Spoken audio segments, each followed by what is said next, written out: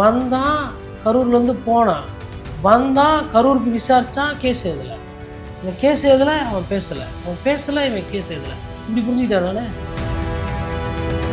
விஜய் அவர்களுக்கு சம்மன் விரைவில் அனுப்பப்படும். விஜய் விசாரிக்காம இந்த வழக்கு விசாரணை நிறைவு பெறாது. விஜய்க்கு பொங்கலுக்கு அப்புறம் சம்மன் வரப்போகுதுன்னு சொல்லிட்டு கசியப்பட்டு செய்யும். பொங்கலுக்கு அப்புறம் அது என்ன பொங்கலுக்கு அப்புறம் தெரில. பொங்கல் வைக்கிறது முடிவு பண்ணிச்சா முன்னாடியே வைக்க வேண்டியதானே. விஜய் அவர்கள் கண்டிப்பாக எஃப்ஐஆரில் பேர் செய்யும். நீங்கள் விஜய் அவர்களை எஃப்ஐஆரில் சேர்க்கலைன்னா இது ஒரு தவறான முன்மாதிரியாக இருக்கும்.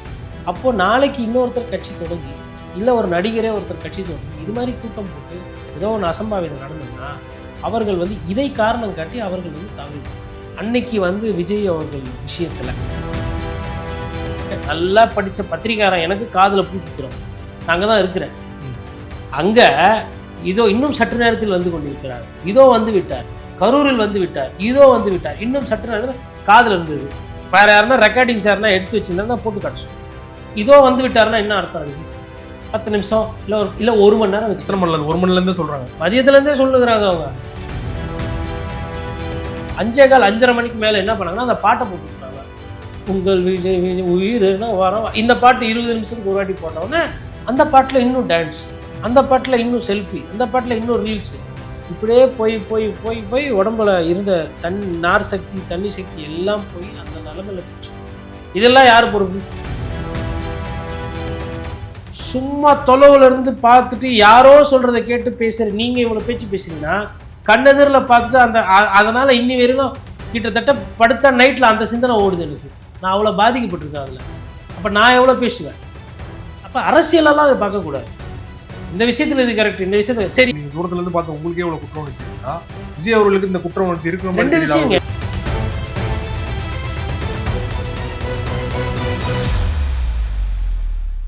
அரசியல் களம் நேயர்களுக்கு வணக்கம். இன்றைக்கு நம்மோட நேர்காணலுக்காக பத்திரிகையாளர் கோட்டீஸ்வரன் அவர்கள் நம்மோடு இருந்திருக்கிறார். அவரோடு பேசலாம். சார் வணக்கம்.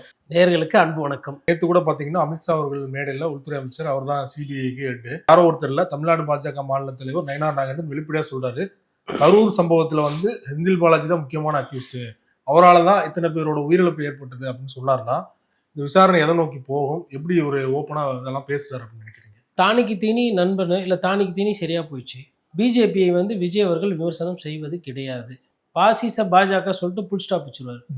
பாசிசம்னா என்னப்பா அப்படின்னா பாயாசம்பா, பாயாசம்னா என்னப்பா பாசிசப்பா, இப்படியே 2 பஞ்சு டைலாக் பேசிக்கிட்டே ஏமாற்றிட்டு போயிட்டு இருக்காரு. பாஜக பற்றி வரி சுமையோ இல்லை பெட்ரோல் டீசல் விலையோ இல்லை உங்களுக்கு அந்த சுங்க வரி அதிகமாக வாங்குறதுலையோ இல்லை தனிநபர் ஆண்டு வருமானத்தில் இன்கம் டேக்ஸில் நிறைய இருக்குங்க.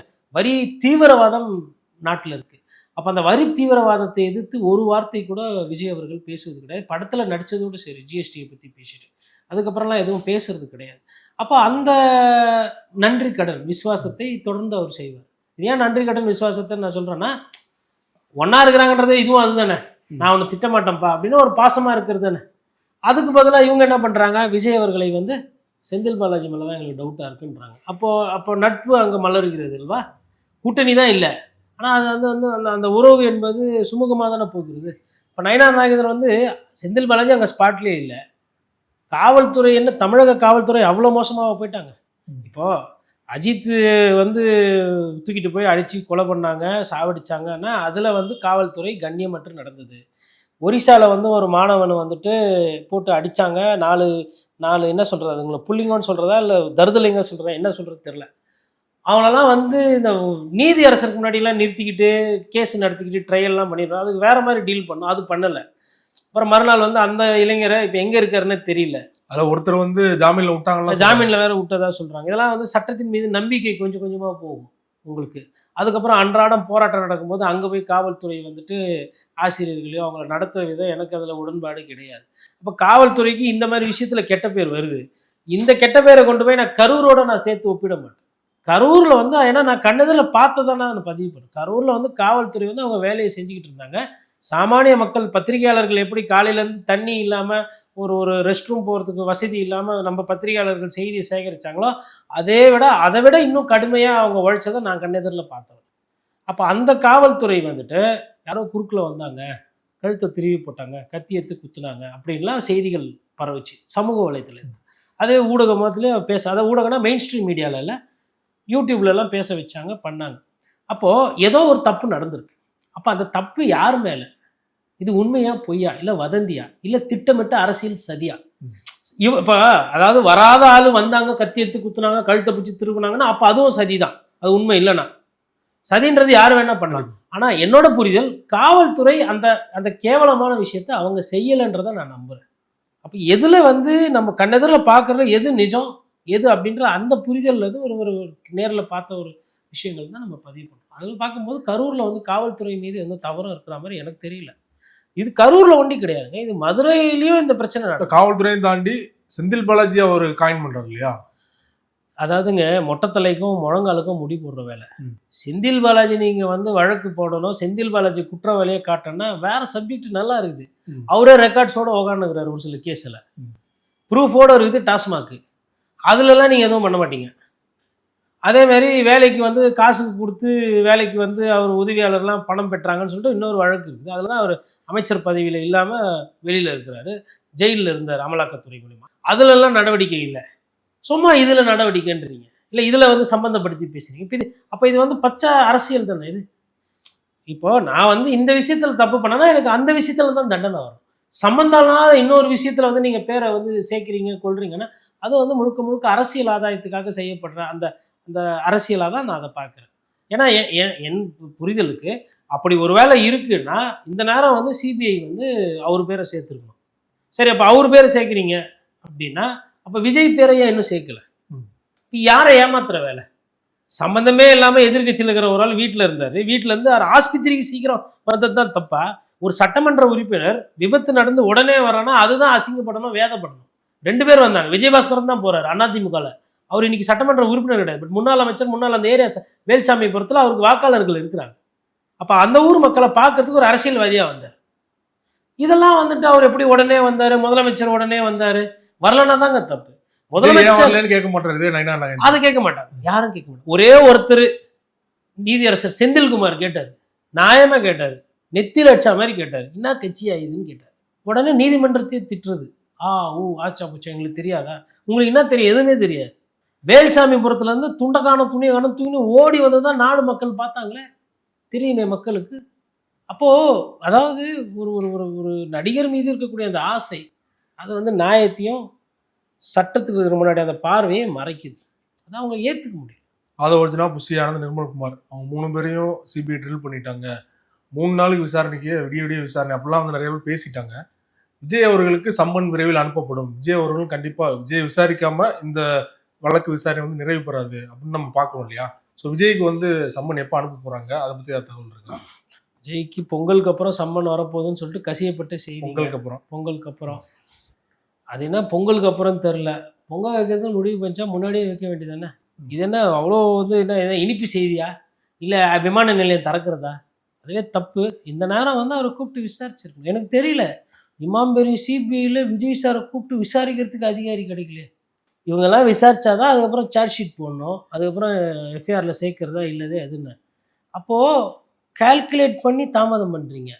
அப்போ எஸ்ஜே சூர்யா சார் மாதிரி பதில் சொல்லணும்னா, வந்தான் கரூர்லேருந்து போனான், வந்தான் கரூருக்கு விசாரித்தான், கேஸ் எழுதலை, இவன் கேஸ் எழுதலை, அவன் பேசலை, அவன் பேசலை, இவன் கேஸ் எழுதலை, இப்படி புரிஞ்சுக்கிட்டான் நானே.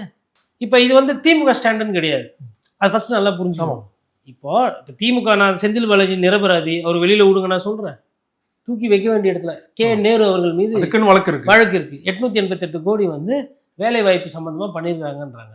அதுலேயும் தொய்வு, மண்ணு காணா போனது உண்மை. ட்ரோன் ஷாட்லலாம் எடுத்திருக்கிறாங்க. நீங்கள் நேஷ்னல் ஹைவேஸ் அத்தாரிட்டியில் எவ்வளோ டிப்பர் லாரி அந்த பக்கம் போச்சு, எந்தெந்த ஆற்றுலேருந்து மண்ணு காணா போச்சுன்னு சொன்னால் இது பண்ணுவோம். அதுக்கும் 10 டிஸ்ட்ரிக்ட் கலெக்டருக்கு சம்மன் அனுப்பிச்சாங்க, அந்த வழக்கு நிலுவையில் இருக்குது. அப்போ பாரதிய ஜனதா கட்சி நாட்டில் தூய்மை அரசியல் பேசிக்கிட்டு லஞ்ச லாவணத்தை ஒழிப்பேன்னு சொல்லிக்கிட்டு நீங்கள் இந்த மிரட்டி பண்ணுற அரசியல் தானே பண்ணுறீங்க. அப்போ உங்களோட அரசியல் திருடர்களை பிடித்து, கயவர்களை பிடித்து, இல்லை ஊழல்வாதிகளை பிடித்து நீதிமன்றத்துக்கு முன்னாடி நிறுத்தி தீர்வு இல்லை வந்து ஒரு ஒரு நீதி வாங்கி தண்டனை பெற்று தருவதுன்னு ஒரு தன்மை, அவர்களையே வைத்து காலதாமதம் பண்ணி அவர்களையே வைத்து அரசியல் பண்ணுது. அதை விட மோசமான ஒரு செயலாக நான் பார்க்குறேன். இதெல்லாம் இன்னும் நடக்கலை. ஆனால் கூட்டணிக்கு வந்து அவரை சேர்த்துக்கோ, இவரை சேர்த்துக்கோ, அதுக்கப்புறம் அவரை சேர்த்துக்கோ. இல்லை காங்கிரஸ் கட்சி எதனா இந்த மாதிரி விஷயத்தில் எதனா பேசியிருக்கிறாங்களா? ஆனால் அவங்க பாருங்கள் அவங்க கூட்டணி, அதாவது அந்த அரசியல் தான் பண்ணுறாங்களே தவிர்த்து ஒரு ஒரு ஒரு தீர்க்கமான ஒரு மக்கள் விஷயத்துலேருந்து மக்களுக்கு ஒரு நல்லது செய்யணும், ஊழலற்ற ஒரு ஒரு கட்சிகள் இருக்கணும் அப்படின்றது அந்த எண்ணோட்டம் கிடையாது. தேர்தலுக்கு முன்னாடி ஒரு முடிவு தெரிஞ்சுன்னு நினைக்கிறீங்களா இந்த கரூர் வழக்கு? இன்னும் 30 நாள் தான் இருக்குது. கரூரை பொறுத்தவரையில் இழுக்கும். ம். கூட்டணி நமக்கு ஓரளவுக்கு தெரிஞ்சிச்சுனாலுமே அது எப்படி போகுதுன்றதை புரிஞ்சுக்கலாம். பட் அதுக்கெல்லாம் முன்னாடியே நான் என்ன பதிவு பண்ணுறேன்னா, ஒரு சட்டம் படித்த ஒரு ஒரு ஒரு வழக்கறிஞராக விஜய் அவர்கள் கண்டிப்பாக எஃப்ஐஆரில் பேர் சேர்க்கணும். நீங்கள் விஜய் அவர்களை எஃப்ஐஆரில் சேர்க்கலைன்னா இது வந்து ஒரு தவறான முன்மாதிரியாக போயிடும். அப்போது நாளைக்கு இன்னொருத்தர் கட்சி தொடங்கி, இல்லை ஒரு நடிகரே ஒருத்தர் கட்சி தொடங்கி இது மாதிரி கூட்டம் போட்டு ஏதோ ஒன்று அசம்பாவிதம் நடந்ததுன்னா அவர்கள் வந்து இதை காரணம் காட்டி அவர்கள் வந்து தவறி போகும். அன்னைக்கு வந்து விஜய் அவர்கள் விஷயத்தில் கரூர் கேஸில் இது வந்து நோட்டிஃபைட் ஜட்ஜ்மெண்ட்டாக மாறும். அப்போ இந்த ஜட்ஜ்மெண்ட்டை காட்டி அன்னைக்கு எஃப்ஐஆரில் பேர் சேர்க்கலை, நாங்கள் நடிகர் போனால் கூட்டம் கூட தான் செய்யும், அதனால் எங்கள் இஷ்டம், நாங்கள் 10 மணிக்கு போவோம், இல்லை 12 மணிக்கு போவோம், இல்லை 4 மணிக்கு போவோம், ஏன்னா காலையிலேருந்து நான் சாயந்தரம்லாம் கால் சீட் வாங்கி வச்சுருக்கோம் அப்படின்னா இதெல்லாம் வந்து ஒழுக்கமான பதிவு கிடையாது. இப்போ கூட என்ன சொல்கிறாங்கன்னா, அவர் கரெக்டான நேரத்தில் தான் வந்தார் அப்படின்னு சொல்லிட்டு நல்லா படித்த பத்திரிக்காரன் எனக்கு காதில் பூ சுற்றுறாங்க. நாங்கள் தான் இருக்கிறேன் அங்கே, இதோ இன்னும் சற்று நேரத்தில் வந்து கொண்டிருக்கிறார், இதோ வந்து விட்டார், கரூரில் வந்து விட்டார், இதோ வந்து விட்டார், இன்னும் சற்று நேரத்தில் காதில் இருந்தது. வேறு யாருன்னா ரெக்கார்டிங் சார்னா எடுத்து வச்சுருந்தா போட்டு காட்ட சொல்லுவோம். இதோ வந்து விட்டாருன்னா என்ன அர்த்தம்? அதுக்கு 10 நிமிஷம் இல்லை 1 மணி நேரம் வச்சு 1 மணிலேருந்தே சொல்கிறாங்க, மதியத்துலேருந்தே சொல்லுகிறாங்க அவங்க, இன்னும் கொஞ்ச நேரத்தில் வந்து விடுவார் அப்படின்னு. 2-2:30 மணிக்கு லஞ்ச் டைமுக்கு மேலத்துலேருந்து மதியத்துலேருந்து சொல்லுகிறாங்க. அப்போ என்ன அர்த்தம் அதுக்கு? ஏன் அதை சொன்னீங்க? ஏன் கூட்டத்தை கலைஞ்சி போடாமல் அங்கேயே நிற்க வச்சுங்க? 8 மணி ஆகுங்க, போயிட்டு டீ சாப்பிட்றவங்க டீ சாப்பிடுங்க, படம் கடை எதனா பார்க்குறேன்னா பார்த்துட்டு வாங்க, இல்லை போய் எங்கன்னா ரெஸ்ட் எடுக்கணும்னா ரெஸ்ட் எடுத்துட்டு வாங்க. நான் பேசுகிறது யதார்த்தமான விஷயம். நம்ம வீட்டுக்கு போகிறோம், ஒருத்தர் வீட்டுக்கு போகிறோம், அவர் இல்லை அப்படின்னா சார் நீங்கள் போயிட்டு வாங்க, இதுதானங்க பண்பு, இதுதானங்க பண்பாடு, இதுதானே கலாச்சாரம். எதுக்கு திண்ணை கட்டி வச்சாங்க அந்த காலத்தில்? யாரோ ஒருத்தர் டயர்டாக இருப்பாங்க, வழிபோக்கம் வந்தால் படுத்து பாவம் ரெஸ்ட் எடுத்துகிட்டு போட்டோம், அலைச்சலுக்கே பண்ணாங்க. இவங்க மக்களை மதியத்துலேருந்து காலையிலிருந்து நிற்க வச்சுட்டு தகவலை சொல்லாமல் இதோ வந்துட்டாரு. அப்புறம் 6 மணிக்கு மேலே என்ன பண்ணாங்கன்னா, 6 மணியில் 5:15 5:30 மணிக்கு மேலே என்ன பண்ணாங்கன்னா அந்த பாட்டை போட்டு விட்டாங்க. உங்கள் விஜய் விஜய் உயிர்னா வரவா, இந்த பாட்டு 20 நிமிஷத்துக்கு ஒரு வாட்டி போட்டோன்னே அந்த பாட்டில் இன்னும் டான்ஸு, அந்த பாட்டில் இன்னும் செல்ஃபி, அந்த பாட்டில் இன்னும் ரீல்ஸு, இப்படியே போய் போய் போய் போய் உடம்புல இருந்த நார் சக்தி தண்ணி சக்தி எல்லாம் போய் அந்த நிலைமையில் போச்சு. இதெல்லாம் யார் பொறுப்பு? அப்போ ஒன்று அமைப்பாளர் மேலே தப்பாக இருக்கணும், இல்லை லேட்டாக வந்த விஜய் சார் மேலே தப்பாக இருக்கணும். யாரோ ஒருத்தரப்போ அது சரி செய்யலை. நீங்கள் எதுக்கு தவறான ஒரு விஷயத்தை பதிவு பண்ணுறீங்க? எல்லா அரசியல் கட்சிகளும் இன்னொன்று கேட்டான்னு சொன்னால், அந்த காலத்தில் எம்ஜிஆர் நீ வெயிட் பண்ணலையா? அந்த காலத்தில் கூட்டத்தில் யாரும் தள்ளிக்கல, யார் மேலேயும் யாரும் ஏறல, யாரும் டிரான்ஸ்ஃபார்மர் மேலே நிற்கல, யாரும் மரத்தில் கிளையிலேருந்து பிடிச்சின்னு ஒழல. குழந்தை நின்றுங்கிற குழந்தை மேலே ஒரு குரங்கு விழுந்து அந்த குழந்தை செத்து போயிருக்கு. அப்போ சும்மா தொலைவுல இருந்து பார்த்துட்டு யாரோ சொல்றதை கேட்டு பேசுற நீங்க இவ்வளவு பேச்சு பேசுறீங்கன்னா, கண்ணெதிரில் பார்த்துட்டு அதனால இன்னி வரையிலும் கிட்டத்தட்ட படுத்த நைட்ல அந்த சிந்தனை ஓடுது எனக்கு. நான் அவ்வளோ பாதிக்கப்பட்டிருக்கேன் அதில். அப்போ நான் எவ்வளோ பேசுவேன்? அப்போ அரசியலெல்லாம் அதை பார்க்கக்கூடாது. இந்த விஷயத்தில் இது கரெக்ட், இந்த விஷயத்தில் சரி. இதனால குற்ற உணர்ச்சி, இப்போ நீங்க தூரத்துல இருந்து பார்த்து உங்களுக்கே எவ்வளவு குற்ற உணர்ச்சி இருக்குன்னா, விஜய் அவர்களுக்கு இந்த குற்ற உணர்ச்சி இருக்கு. 2 விஷயங்க. ஒன்று குற்ற உணர்ச்சிங்க, இன்னொன்று ஒரு மனிதனா ஒரு மண்ணும் பண்ண முடியலையே அங்க அப்படின்ற அந்த வலி வேதனை. ஒரு ஆண்மகனா நான் அங்க என்ன சாதிச்சு கீச்சேன், செய்தி எடுத்தேன், புகைப்படம் எடுத்தேன். இது வந்து ஒரு குழந்தை வந்து கழுகு கொத்தப்பூவில் இருந்தப்போ ஒரு புகைப்படக்காரர் ஒருத்தர் நல்ல போட்டோ பெஸ்ட் அவார்டு வாங்கினாரு. அதுக்கப்புறம் அவர் சூசைட் பண்ணிக்கினாரு. ஏன்னா இந்த நான் கேட்ட கேள்வி எல்லாருக்கும் அவங்கவுங்க மனசாட்சி குத்தம் இல்லை. நீ என்ன பண்ணி கீழ்ச்சன்னு என்ன என் மனசாட்சி என்ன கேட்குது இல்லை? யாரோ ஒரு 2 பேரை நான் ஆம்புலன்ஸில் தூக்கி விட்டுருந்தேன்னா எனக்கு ஒரு ஆறுதல் இருந்திருக்கும். நான் ஆனால் எப்படி பார்த்தாலும் ஒரு 500 பேர்கிட்ட சொல்லியிருப்பேன், ஏங்க இந்த தள்ளு மூலாவும் இது ஏதோ ஆக போது, தயவு செய்து ஓரம் போங்க, தயவு செய்து ஓரம் போங்க, குழந்தையெல்லாம் வச்சு நிற்காதுன்னு நான் நிறைய பேர்கிட்ட சொல்லியிருக்கேன். இங்கன்னு இல்லை, எல்லா கூட்டத்திலையும் நான் சொல்லியிருக்கிறேன். இப்போ கும்மிடிப்பூண்டி எடப்பாடி பழனிசாமி, கும்மிடிப்பூண்டி இல்லை திருத்தணி, கும்மிடிப்பூண்டிலையும் திருவள்ளூர்லையும் பெரிய கூட்டம் இல்லை, ஆனால் திருத்தணியில் கூட்டம். அப்போ அந்த பஸ்ஸு திரும்புகிற இடத்துல ஒரு கேட்டு மாதிரி போட்டிருந்தாங்க. அங்கே ஒரு 10-15 பேர் அதிமுக காரர் இருந்தப்போ நான் சொன்னேன் போயிட்டு, ஏங்க இந்த மாதிரி அந்த பஸ்ஸு பெரிய பஸ்ஸு திரும்பும்போது தள்ளுவாங்க, இங்கே நிற்காதீங்க, பிரச்சனை ஆகிடும், உயிருக்கே ஆபத்துன்னு. அதே மாதிரி அந்த பஸ்ஸு திரும்ப 4-5 பேர் விழுந்தாங்க. இதெல்லாம் நீங்கள் அந்த அந்த கூட்டத்துக்கு போய் பார்த்தவங்களை கேட்டால் சொல்லு. இப்போ நாளைக்கு இப்போ உதயநிதி ஸ்டாலினோ இல்லை ஸ்டாலின் அவர்களோ போகிறாரு, ஒரு இடத்துல பேசுகிறாங்க, அந்த கூட்டத்துக்கும் அவங்க ஆரம்பிச்சோன்னா அதையும் நான் போய் பார்க்க போகிறேன் பத்திரிக்காரர். அப்போ அங்கேயும் கூட்ட நெரிசல் இருந்ததுன்னா நான் சொல்லுவேன், ஏன்னா மக்களுக்கு வந்து அந்த நேரத்தில் அந்த அந்த அந்த விஷயங்கள் தெரியாது. இப்போ ஒரு பத்திரிக்கைக்காரனா சுனாமியை நான் பார்த்துருக்கேன், வெள்ளம் நான் பார்த்துருக்குறேன், ஒரு ஒரு பேரிடர்னா எப்படி நடக்கும், அதுக்கு என்ன ப்ராசஸ்ஸு, அந்த வேவ் வந்துச்சுன்னா அது என்ன எங்கே கொண்டு போய் விடுன்றதை நான் பார்த்துருக்கேன். இதில் வந்து 3 பேர் வந்து சூப்பரானவர்கள். ககன்தீப் சிங் பேடி, ஜெய ராதாகிருஷ்ணன், சி.வி. சங்கர். இந்த 3 பேரும் இந்த மாதிரி பேரிடர் பிரச்சனையெல்லாம் இவங்க இதை பற்றி இவங்க நிறைய பயிற்சி இருக்குது, அவங்க கூட பழகினவன் நான்.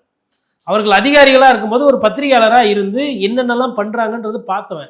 அப்போ அதை பார்க்கும்போது எனக்கு தெரியும்ல, இது ஒரு மேன்மேட் டிசாஸ்டராக ஆகிறதுக்கு உண்டான அத்தனை சாத்தியக்கூறு இருக்குது. இது நான் பத்திரிகையாளர்கள்கிட்ட என் நண்பர்கள்கிட்ட முன்னாடியிலேருந்து பேசிக்கிட்டு இருக்கேன். இதே நான் ஊடகத்தில் முன்னாடி கரூர் சம்பவத்துக்கு முன்னாடியிலேருந்து நான் பேசிக்கிட்டு இருக்கேன், திருச்சி சம்பவத்திலேருந்து. அப்போ அவங்களுக்கு அதில் ஒரு டேஞ்சர் இருக்குன்றதே புரியல. அது எவ்வளோ பேசுறது தெரியல. இதில் விஜய் அவர்கள் கூட்டணிக்கு ரொம்ப அவரை இறுக்கி பிடிச்சனா கூட்டணி போயிடுவார் நினைக்கிறீங்களா அந்த சிபிஐ வழக்கில்? இல்லைங்க, அவரை பொறுத்தவரையிலங்க அவருக்கு தேர்தலில் ஃபண்டு பண்ணுறதுக்கோ செலவு பண்ணுறதுக்கோ இன்றைக்கி ஒரு பெரிய பிரச்சனை இருக்காது. செல்வந்தர்கள் நிறைய பேர் வருவாங்க, இல்லை அவருமே ஒரு பணக்காரர் தான், அதனால் காசுக்கு பிரச்சனை கிடையாது. அதனால் வந்து அவர் தனியாக கூட நின்று தனக்கு எவ்வளோ சதவீத வாக்குகள் வருது அது தெரிஞ்சுக்கணும்னு சொல்லிட்டு கூட ஒரு நிலைப்பாடு எடுக்கலாம். பட் அந்த நிலைப்பாடில் அவர் யாரோட வாக்கு அதிகமாக பிரிக்க போகிறாருன்றது முக்கியமானது. அதிமுக ஓட்டை நிறைய எடுக்கிறாரா இல்லை திமுக ஓட்டை நிறைய எடுக்கிறாருனா, இது பார்வை. இதை அப்புறம் பாஜக விரும்பினால் விஜய் அவர்களோட டேமேஜ் பண்ண முடியும். விஜயை வந்துட்டு ஒரு அரசியலில் வந்து தலை தூக்க விடாமலோ இல்லை விஜயை வந்து இன்னும் அழுத்தம் கொடுத்து பண்ணலாம். திமுக வண்டி தான் அழுத்தம் கொடுக்கணும் அப்படின்றது கிடையாது. பாஜக கூட அது தேவைப்பட்ட ஆரம்பிக்கல, அது இன்னும் ஆரம்பிக்கல. ஒருவேளை பாஜகவும் ஆரம்பிச்சுது அப்படின்னா விஜயோட நிலைமை ரொம்ப மோசமான. ஏன்னா ஒரு ஒரு சின்ன சின்ன பிரச்சனைக்கே அவங்க வந்து லீவ் விட்டு போயிடுறாங்க. இப்போ விசாரணை நடந்தது, நிர்மல்குமார் நினைக்கிறேன் ஏதோ பத்திரிகையாளர்கிட்ட அப்படி இப்படி பேசிட்டு கிளம்பிட்டார். அதை தாண்டி செங்கோட்டையன் வண்டி அங்கங்கே பேசிட்டு வர்றாரு. விஜய் அந்த கட்சியினுடைய நடவடிக்கை இல்லை கட்சியினுடைய ஒரு பங்களிப்புன்னு பார்த்தா ஒன்றுமே இல்லை. எந்த மாவட்ட செயலாளர் கூட்டத்திலையும் விஜய் பங்கு பெறல, எதுக்குமே வரல. அவர் ஜேசிடி பிரபாகர் போய் சேர்ந்தார், அது ஒரு செய்தி, அதோட முடிஞ்சு போச்சு. மக்களுக்கு வேறு பிரச்சனையே கிடையாது. அப்போ மக்கள் பிரச்சனையே பேச மாட்டார், மக்களை வந்து பார்க்க மாட்டார், தொகுதி வாரியாக அவர் பிரச்சாரம் பண்ண போகிறது இல்லைன்றது நான் புரிஞ்சுக்கிறேன். ஒருவேளை அவர் போயிட்டாருன்னா அப்போ நான் சொன்ன கருத்து தவறாக எடுத்துட்டு அது விஜய் கரெக்டாக செய்கிறாரு, நான் அதை பேசுவேன். அப்போது மக்களோட வந்து ஒரு அந்நியப்பட்ட ஒரு ஒரு அரசியல்வாதியாக தான் இருக்கார். ஒரு இதயக்கனியை அவர் சொல்லிக்கிறார், காட்டிக்கிறார் எம்ஜிஆர் மாதிரி. அவர் எட்டாக்கனியாக தான் இருக்கிறாரு, அப்படி தான் இருக்க போகிறார். ஆனால் பாஜக இதை வைத்து கூட்டணியில் அவரை வர வைக்க போதா இல்லையா, இல்லை விஜய் அதுக்கு ஒத்துக்குவாரா அப்படின்றது இன்னும் டைம் தான் முடிவு செய்யும். ஆனால் பாஜக எடுக்கிற நிலைப்பாடு இருக்குது பார்த்தீங்களா, இப்போ நயினார் பேசினார் பார்த்தீங்களா, அது வந்து ஒரு ஒரு முறையான அணுகுமுறை அல்ல. இப்போ நான் பேசுகிறேன்னா நான் வந்து ஒரு பத்திரிகைக்காரன், நான் போய் தேர்தலில் நிற்க போகிறதில்ல, ஓட்டு கேட்க போகிறது கிடையாது யார்கிட்டையும்.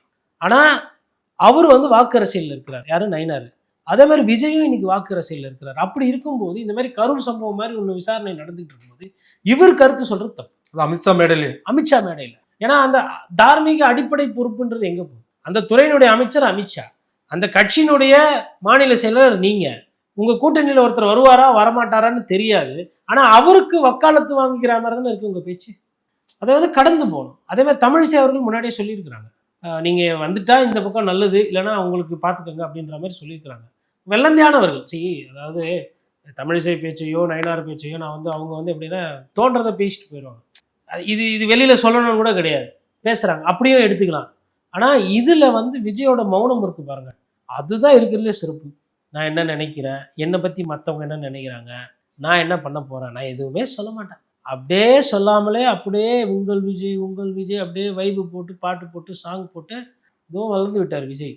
இல்லை குரோட்டன்ஸா அது? நீங்கள் குரோட்டன் செடியெலாம் பார்த்தீங்கன்னா ஃபாஸ்ட்டாக வளரும், எது வேணாலும். மரம் அப்படி வளராது, அரசியல் மரம். ஆனால் இது முந்தி விட்டார். சென்னையில் அதிமுக 3வது இடம், நாம் தமிழர் கட்சி அப்போ 4வது இடம். அப்போ யார் 2வது இடம்? தாவேகா. இன்னும் கொஞ்சம் உழைத்தால் தாவேகா முதலிடம். கேட்குறதுக்கு நல்லா இருக்குல்ல. எப்போ உழைச்சிங்களா? யார் இவங்களாம் இந்த சாம்பிள்? நான் அதில் வந்து எனக்கு வந்து ஃபஸ்ட்லேருந்து சொல்ல, இது மாதிரி நிறைய சாம்பிள் நிறைய சர்வே வருது. ஃபஸ்ட்லேருந்தே நான் சொல்லிக்கிட்டு இருக்கேன், அவங்களுக்கு வந்து 12% 15% தான் வாக்கு இருக்குது. சரியாக பண்ணலைன்னா 9 to 12, நல்லா பண்ணார்னா 12 to 15. ஒருவேளை டிடிவி காங்கிரஸ் எல்லாம் சேர்ந்து வந்தாலும் 3வது அணின்றது 20% த்ரெஷோல்டு. 18 வாங்கியிருக்கிறார் மக்கள் நல கூட்டணி மூலமாக விஜயகாந்த் அவர்கள். இவர் 20 போகலாம், ஏன்னா விஜய்க்கும் அந்த வசீகரம் ஜாஸ்தின்றதுனால. மற்றபடி அதுக்கு மேலெல்லாம் வந்து அவர் முதலமைச்சர் ஆவார், ஆட்சி மாற்றம் கொடுப்பாருன்றதுலாம் நான் நம்பல. அதுக்கு தாவேகாக்கு இன்னும் அந்தளவுக்கு அது அந்த கட்சி வந்து இன்னும் அவ்வளோ வலுவோ இல்லை அவ்வளோ இன்ஃப்ராஸ்ட்ரக்சர் இன்னும் அந்த கட்சிக்கு வரும். சமகால அரசியல் தொடர்பாக பல்வேறு விஷயங்களோட பகிர்ந்து கொண்டீங்க. மிக்க நன்றி சார். நன்றி.